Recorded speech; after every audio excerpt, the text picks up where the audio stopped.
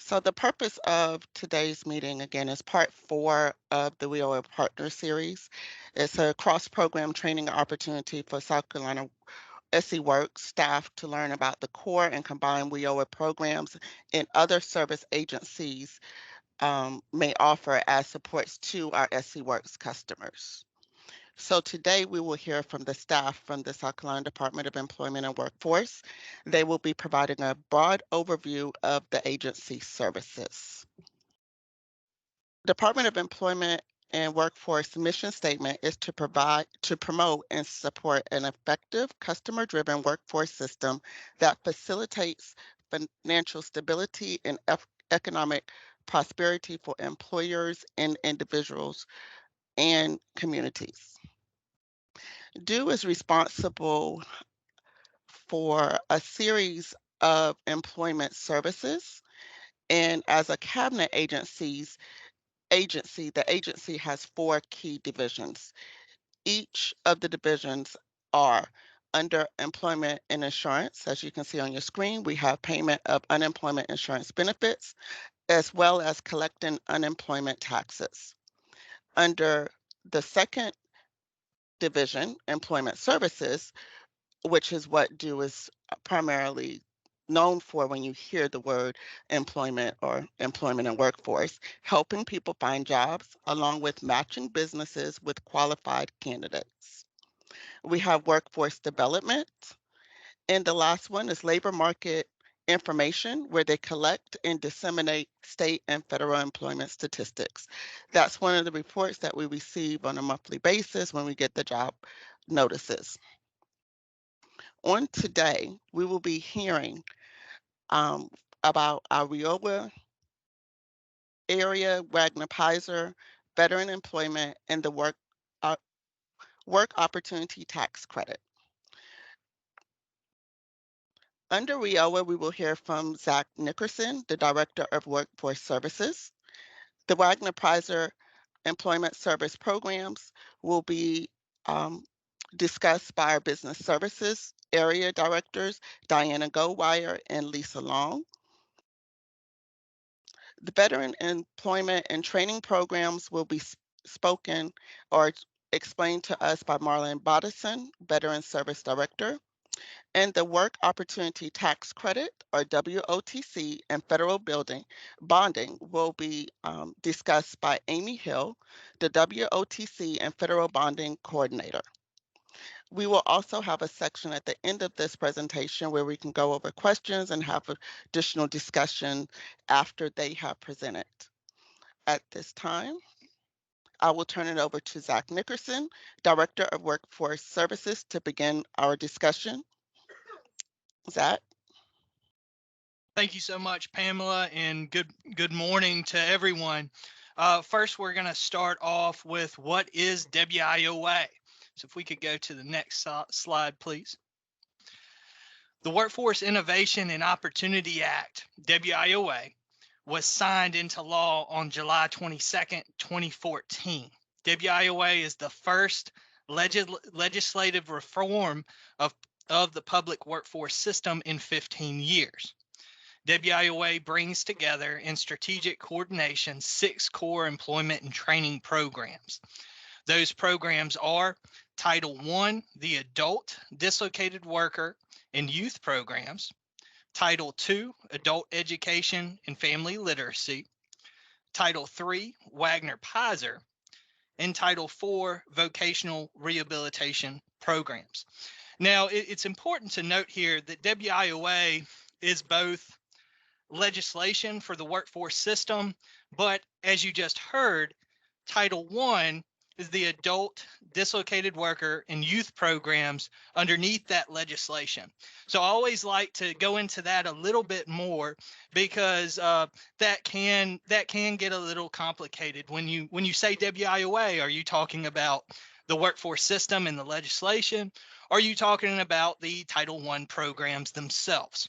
But we're going to go into the workforce side of things first and then dive into the programs and some of the things that the programs encompass. So moving on to the next slide.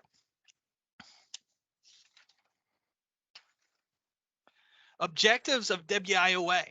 The legislation and the programs within the legislation aim to address the training, education, and employment needs of individuals and to develop a skilled workforce that meets the needs of business. Next slide, please. What we've provided here is the workforce system organizational chart. Now, looking at the organizational chart, we can see that the Department of Labor, or DOL, is at the top. The employment and training services for adults, dislocated workers, and youth, Title I, and Wagner-Pizer Employment Services, Title III, are administered by DOL through formula grants to states. DOL provides oversight through the review of states' performance and review of the state plan, to name a few examples, and provides guidance through training and employment guidance letters, or TEGLs, that further interpret the law and regulations. The governor appoints the members of the State Workforce Development Board, or the SWDB.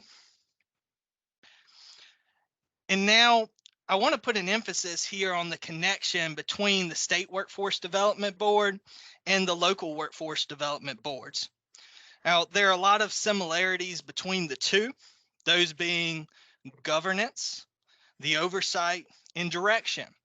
And we'll talk more about that in the coming slides. Next slide, please. Now, the State Workforce Development Board's role in WIOA. The State Workforce Development Board assists the governor and executes her vision for the state workforce development system by setting policy and providing strategic direction. The role of the State Workforce Development Board is carried out through the Executive Committee and 4 standing committees. One example of both direction and a similarity between the State Workforce Development Board and the local workforce development boards is the requirement to develop a plan. The State Workforce Development Board is responsible for the state plan, and the local workforce development boards are responsible for the local plans. The local plan must be aligned with and work off of the direction of the state plan. An example of governance here is the role of setting policy. Moving to the next slide, please. Now, DO's role in WIOA.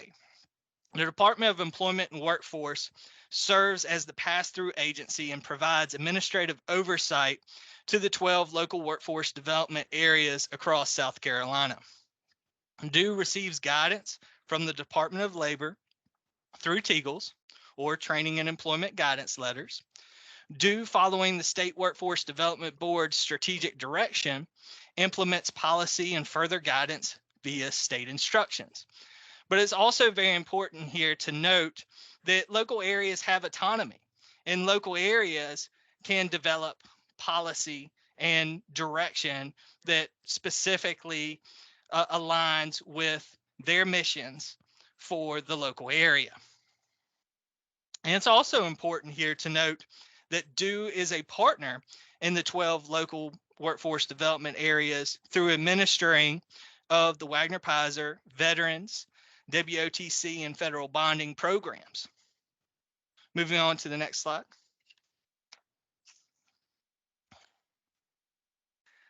Chief local elected officials, or CLEOs, designate the administrative entity and appoint the local board members. The administrative entity manages fiscal affairs and personnel.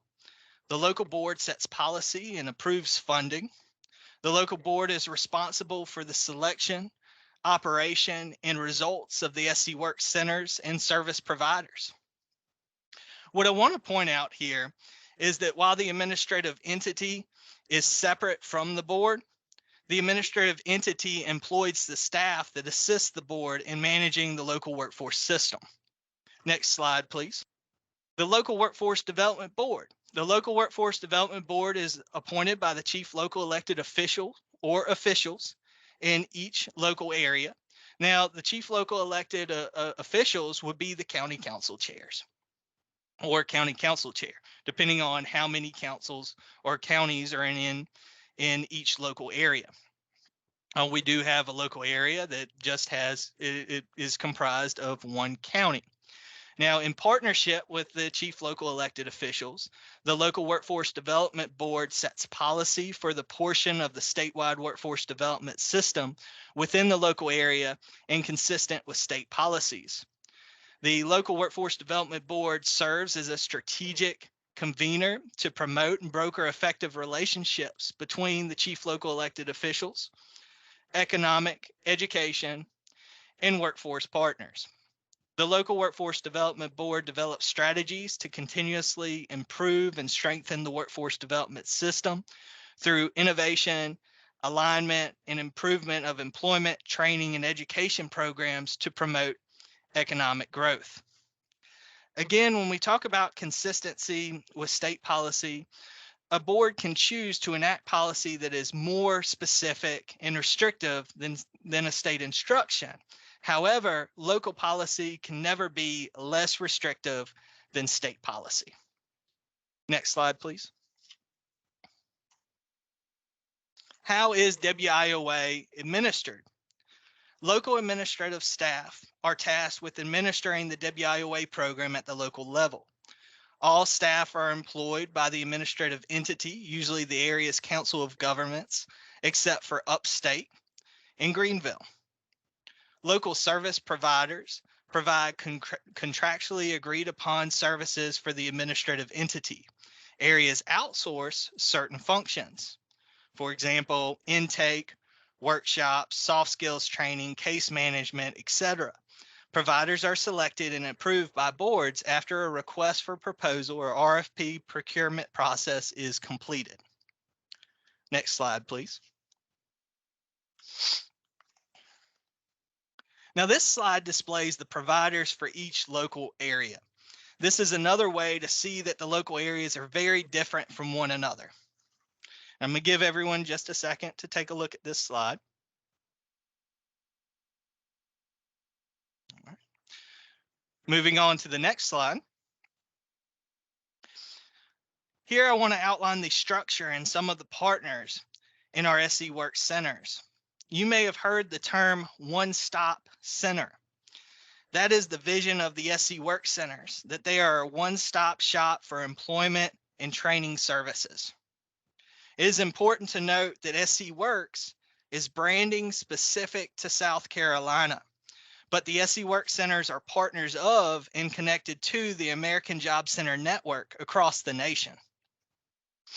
The SE Works operator in each local area is contracted by the local board and coordinates center services. The partners are either on-site or linked through virtual means to the centers. We are in a time in which we are seeing a mix of in-person and virtual services. Next slide, please. Provided here is a map of our 47 centers across South Carolina.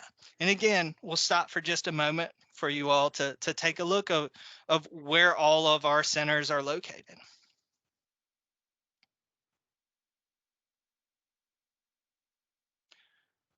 Moving on to the next slide.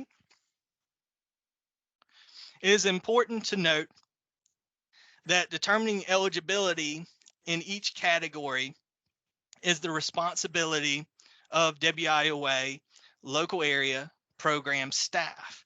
And again, when we talk about that, we're talking about those individuals being served under WIOA Title I. I get asked all the time, well, how is eligibility conducted? Am I eligible? Well, again, that's going to be a question that goes back to local area staff. When we talk about Title I WIOA is comprised of 3 programs: adult, dislocated worker, and youth. Moving on to the next slide. WIOA Title I services include case management, training, and supportive services. Case management services could include guidance and counseling, career exploration, labor market exploration, and training provider exploration. Training services could include occupational skills training, on-the-job training, and incumbent worker training, to name a few. Supportive services could include transportation assistance, childcare, housing and miscellaneous costs of attending training. And with supportive services, they're offered, supportive services are a local area decision, and the areas can choose what supportive services to offer and their funding caps. And the same is true with training. And I always like to point that out as well. And this concludes my presentation on WIOA and Title I services. Hi, I'm Diana Goldwire. I'm an area director here with the Department of Employment and Workforce. I'm going to be talking about the Wagner-Pizer Employment Services Program. So our program, we can talk with any job seeker or work with any job seekers that come into our SC work centers. Next slide, please. So there's two of us.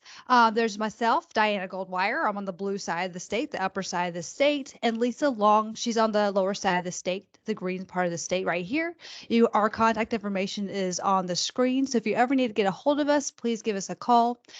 We work with all the SC Work Centers, our due staff in the SC Work Centers, and we work with statewide programming and also work with our staff on different projects. Next slide.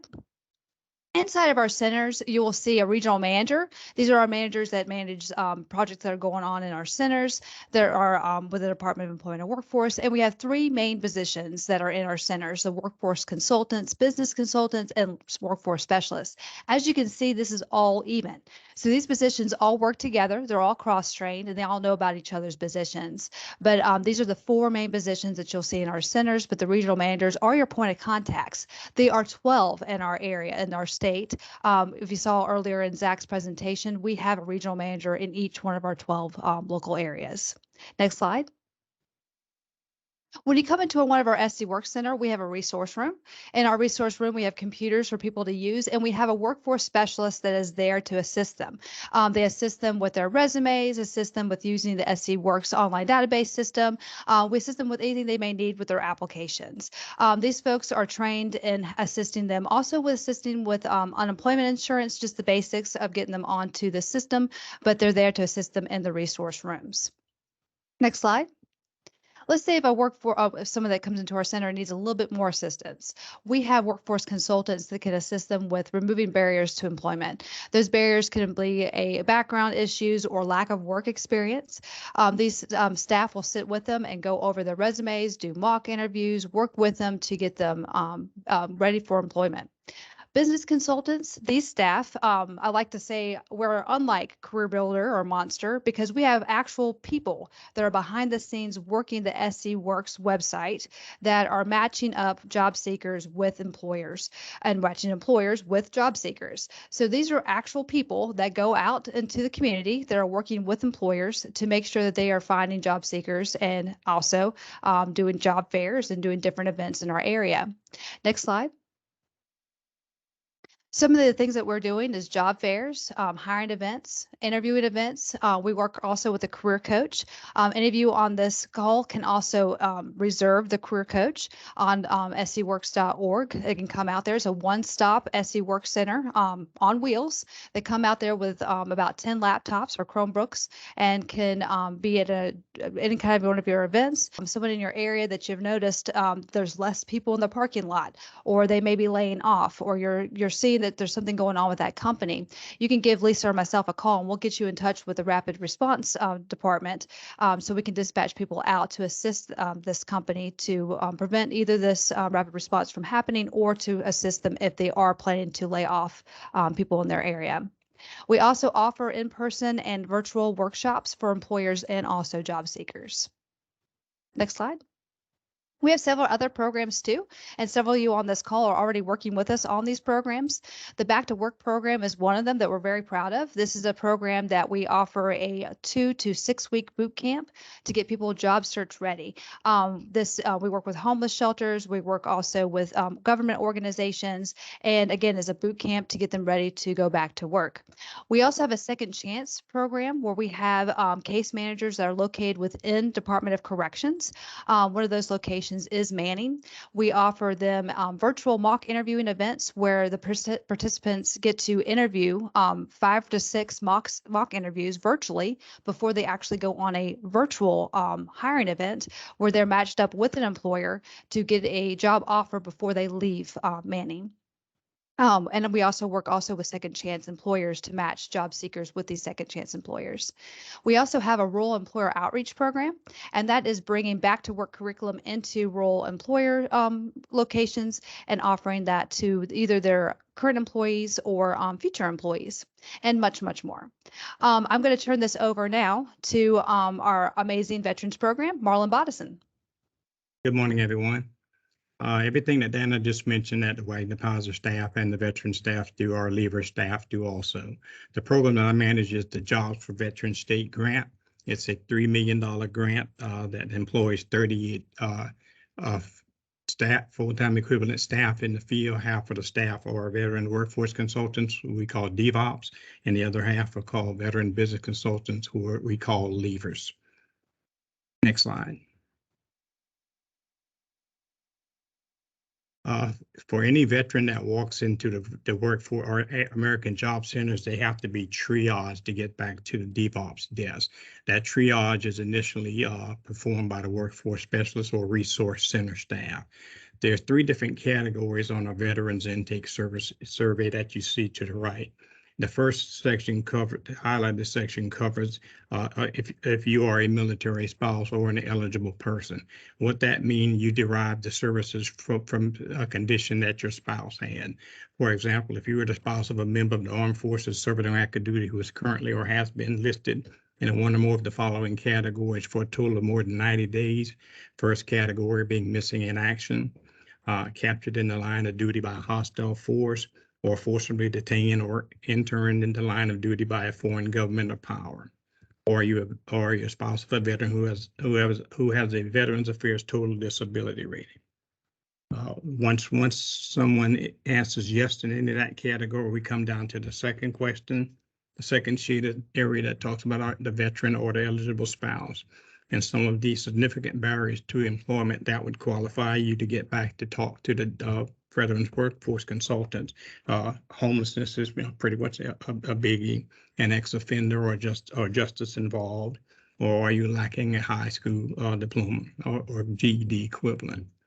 And the third category in the third shaded section is what we call additional population that Congress and the Secretary of Labor have deemed that these folks in this population have high unemployment rates. 18 to 24 years old, the average unemployment rate annually for those are 18 to 20 to 24% unemployment. Vietnam era veterans, they have a very high unemployment rate also. And let's say if you're a spouse of a veteran that's in a warrior transition unit or a transition facility, you would qualify to be served by a DVOP. Now, even the last category, that is their barrier to employment. The other 2 categories I talked about earlier, they have to have the SBE to get to the DVOP's desk, but they also have to have an employment barrier to employment. Next slide. Okay, DevOps and leavers roles are statutorily mandated by Congress. DevOps are to provide intensive services to veterans, significant barriers to employment, and are not to provide service to any other population. Let me delve a little further into that. Some programs within the workforce system can serve veterans with 1 day in the military, and an honorable discharge. DevOps specialists can only see veterans who have 180 days of active duty other than for training. Leaver staff is somewhat different. Leaver staff can see any veteran that has an honorable discharge. and our leader staff conduct outreach and job development in the local community on behalf of all American Job Center veterans. And what they do is they advocate all the special incentives there are in the workforce system to employers to hire veterans. Now I'm going to turn it over to Mrs. Amy Hill, who will talk about some of those incentives to hire veterans.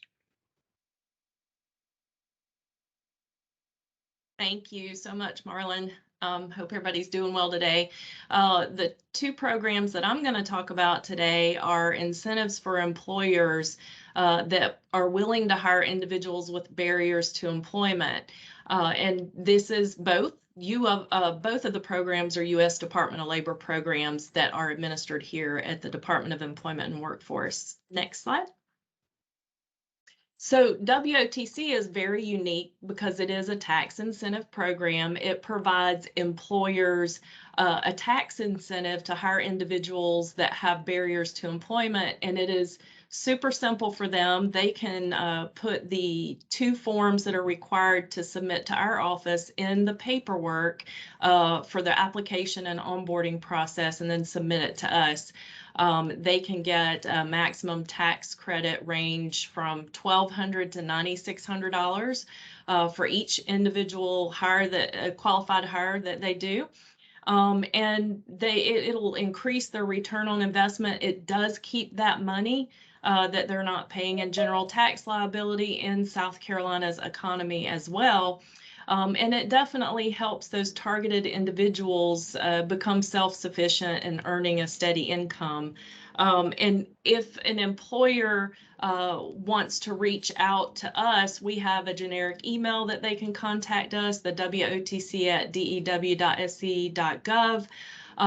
Individuals that may believe that they can leverage this program, or they think that they qualify with the program so that an employer could get the tax credit certification, they can go to SC Works and be serviced there. And SC Works also promotes and talks about this program with employers so that they can help these job seekers connect with the employers that are identified or willing to hire these individuals with barriers. The next slide that we're going to talk about is federal bonding. And this is definitely a mitigation risk tool for employers so that they can confidently hire individuals that may face barriers, particularly a judiciary involvement. But it is a fidelity insurance program that will help with hiring at-risk job seekers. Now, it doesn't identify these job seekers. That could be done through SC Works as well. But it does provide that mitigation so that they are comfortable with hiring those individuals. They can request, an employer can request from our office anywhere from 5,000 to 25,000 and 5,000 increments of coverage, and it is at no cost provided to them for a period of 6 months. Now, they'll have the option to renew that at the end of the 6 months for an additional 6 months at a market rate. But we also have a generic email for employers to contact us if they would like to get someone bonded as a condition of their employment at federalbonding@dew.sc.gov. Employers can reach out to us directly. Job seekers also go through SC Works to receive a federal bonding voucher that they can present to an employer to let that employer know. They don't have to have that voucher. The only requirement that we really have to have is both the employer and the job seeker registered in SC Works, because that is how we keep track of the success of the program and the dollars that we do spend. But that's pretty much all I have for everybody. And again, reach out to me. This is a very good, both of these programs are very good tools for partners, especially if they are servicing businesses and clients, to help connect some of these folks with barriers to those employers. Thank you so much. And back to Pam. Thank you, thank you, thank you. I knew that was a lot of information. I will introduce myself, I realized in the process of all of my technical issues that we had going on at the beginning, I did not introduce myself. My name is Pamela Jones. I am the Strategic Partnership Coordinator here at DO. So part of my job is to bring everybody together as we are here today for this partner series and to learn and see how we can all work together to serve our South Carolina workforce. I want to again thank Zach Nickerson for going over WIOA and our business service area director, Diana Goldwire, who spoke on Wagner Pizer employment service programs. Marlon Bodison, who went over our veteran employment and training programs, and then Amy Hill, who wrapped it up for us, talking about the work opportunity tax credit and federal bonding, which is always very important for our businesses. At this time, I'm going to open up the floor, see if anybody has any questions, want to speak on any specific program or opportunities that's available through DO. Diana, you mentioned about being able to get the SC Works Career Center coming out to the different partners, availability and being able to use that particular program. Is it typically at a partner's event directly, or do you do it at careers, job fairs, things of that nature? Can you expand on that a little bit more? Yes. So the career coach, you can actually I hate to say the word rent it out, but it was like check it out or reserve it for an event. It could be for your area. We have some people who don't have a resource room at their location, so they want to have a resource room brought to them. So that could be brought to them also. We bring it to connection points. We brought it to shelters. It's very easy to reserve it through our scworks.org, or you can reach out to myself or Lisa or to one of the regional managers, one of the 12 regional managers, to book this in your area. But they love to come out to any of the locations. They can also come out to weekend events also, but community events too. But it's a great resource. Again, it's about 10 Chromebooks that are located on this career coach, and the person who runs it, Joe Robinson, worked in our resource room for years, so he is very familiar with resumes, with working with the SC Work system on employment insurance. He's very wealth of information. So it's a great resource for our communities. Thank you so much. And when we speak about the career coach and going out and speaking with everybody and helping with everybody, Marlon spoke about some of the veteran services that we offer. Marlon, is the veterans considered a special group where there's any additional incentives for businesses? As Amy spoke about the WOTC and the federal bonding, I didn't know whether or not businesses have any different or additional incentives that they may receive by hiring a veteran if they came through the program. The only other incentive that we offer in the veteran space is called our Chapter 31 Vocational Rehabilitation and Employment Programs. And what it is, it's called a non-paid work experience, but it's only offered to city, state, county, and federal government employees. And what happens is you can get a veteran through the non-paid work experience program for up to 6 months, sometime an additional 6 if you need to, and they're paid by their GI Bill stipend. There will be no cost to the company.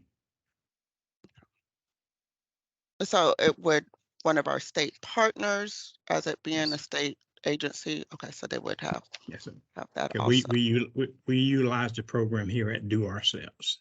Okay, that sounds great. Thank you so much. I appreciate hearing about that. And Zach gave us a full overview of WIOA as a state partner. A lot of people are very familiar with a lot of with WIOA as a whole and some of the reporting and things of that nature that they have to go over.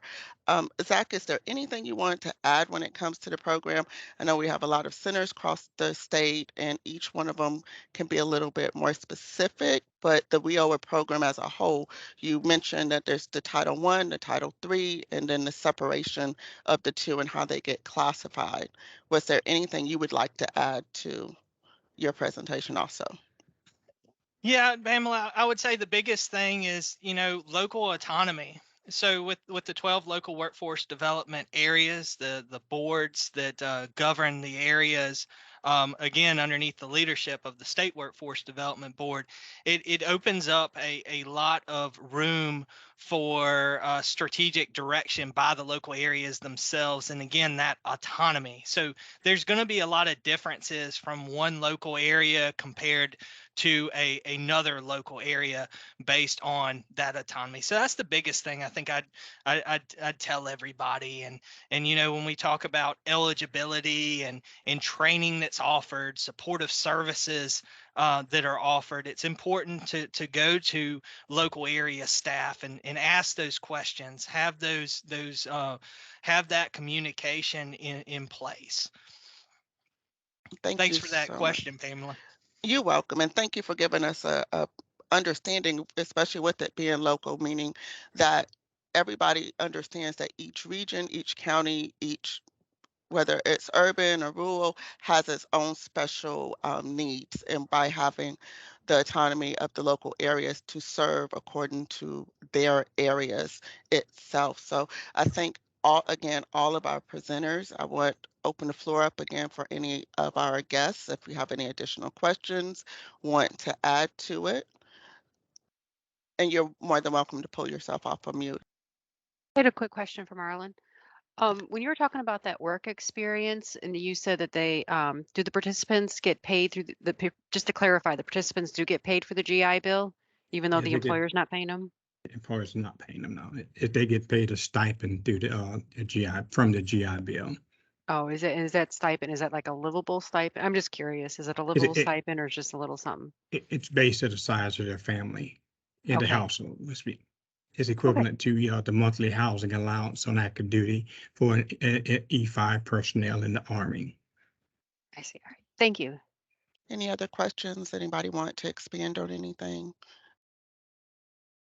Thank you all for attending, and you have a wonderful afternoon.